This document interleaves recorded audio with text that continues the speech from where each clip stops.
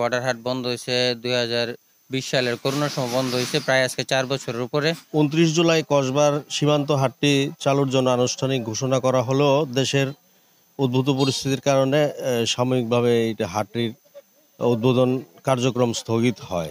যদি সরকার এই হাটটা খুলে দেয়, হ্যাঁ, আমরা বাকি পক্ষগুলো উদ্ধার করতে পারবো। বর্ডার হাটে দুনো দেশের লোকই পণ্যগুলো খুব সস্তায় কিনতে পারতো। ওই দেশের তো বাংলাদেশের লোকেরা সস্তা কিনতে পারতো, আমাদের মাল সস্তা কিনতে পারতো। ওই হিসেবে ক্রেতারা অনেক ছিল। বাংলাদেশের অন্যান্য অঞ্চলের সকল সীমান্ত হাটই চলমান আছে। তো ২৯ জুলাই কসবার সীমান্ত হাটটি চালুর জন্য আনুষ্ঠানিক ঘোষণা করা হলেও দেশের উদ্ভূত পরিস্থিতির কারণে সাময়িকভাবে এই হাটটির উদ্বোধন কার্যক্রম স্থগিত হয়। পরবর্তীকালে এখন পর্যন্ত এই হাটটি চালুর বিষয়ে হাট পরিচালনা পর্ষদ কর্তৃপক্ষ এ পর্যন্ত দৃশ্যমান কোনো কার্যক্রম আমরা দেখি নাই। তো আমরা বাণিজ্য মন্ত্রণালয় সহ এই হাট ম্যানেজমেন্ট কমিটির কাছে অনুরোধ, দ্রুত কসবা তারাপুর সীমান্ত হাটটি চালুর ব্যবস্থা নেওয়া হোক। আলোর পথে নতুন দিশায়। আমি বর্ডার বাজার শুরু লগ্নে থেকে একজন ব্যবসায়িক। আমার এখানে আপনার কৃষিপণ্য, লোহার দাগ আছি, তারপর আছে পিতলের পূজার মালামাল, এইসব মালের বিক্রি লাইসেন্স আমার ছিল।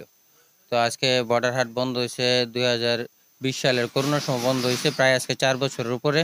তো বাংলাদেশের অন্য যে হাটগুলো আছে সবগুলাই যথারীতি খোলা হয়ে গেছে, শুধু একমাত্র আমাদের যে কসবার হাটটা এটাই বন্ধ আছে। তো বন্ধ থাকার কারণে দেখেন আমাদের বিভিন্ন রকমের পণ্য, এটা আমার একটা গোডাউন রাখা হয়েছে, এখানে আমার মালগুলো দেখেন রাখা হয়েছে, এগুলো নষ্ট হচ্ছে দিন দিন। আচ্ছা, 4 বছর যাবৎ আমরা খুবই কষ্টের মাধ্যমে দিন কাটাচ্ছি। কারণ ওই হাটটা হওয়ার কারণে ধরেন একটা আমাদের মিলন মেলা ছিল একটা দুই দেশের মধ্যে।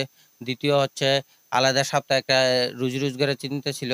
আর এর মধ্যে আমার নিজের যেরকম রুজি হতো, আমার দোকানে আরো 4-5 জন কর্মচারীও ছিল, ওদেরও ফ্যামিলি চলতো। দেখা যাচ্ছে একটা দোকানেও ছিল 4-5টা ফ্যামিলি চলতো। তো এলাকাতেও মোটামুটি একটা ইনকাম সোর্স হতো। তারপর দ্বিতীয় হচ্ছে এই বর্ডার হাটে দুনো দেশের লোকই পণ্যগুলো খুব সস্তায় কিনতে পারতো। ওই দেশের তো বাংলাদেশের লোকেরা সস্তা কিনতে পারতো, আমাদের মাল সস্তা কিনতে পারতো। ওই হিসেবে ক্রেতারা অনেক ছিল।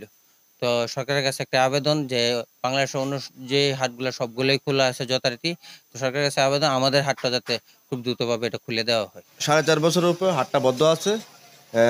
এই হাটটা ছাড়া বাংলাদেশের আরও 6টা হাট খোলা আছে। হ্যাঁ, সরকারের কাছে আবেদন করব যে আমাদের এই হাটটা যত দ্রুত সম্ভব খুলে দেওয়ার জন্য। কারণ আমরা করোনার আগে যখন ব্যবসা করেছি তখন ইন্ডিয়া আমাদের অনেক বাকি বক্কা আছে। যদি সরকার এই হাটটা খুলে দেয়, আমরা বাকি বক্কাগুলো উদ্ধার করতে পারবো। কোটা সংস্কার আন্দোলনকে কেন্দ্র করে 29 জুলাই হাটটি চালু করা হয় নাই।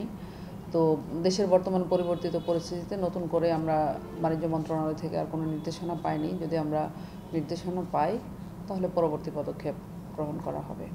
এই বিষয়ে আমরা নিশ্চয়ই ব্যবস্থা নিব, আমরা কথা বলবো এবং প্রয়োজনে বাণিজ্য মন্ত্রণালয়ে আমরা যোগাযোগ করে পরবর্তী পদক্ষেপ নেওয়ার বিষয়ে আমরা উদ্যোগ নিব।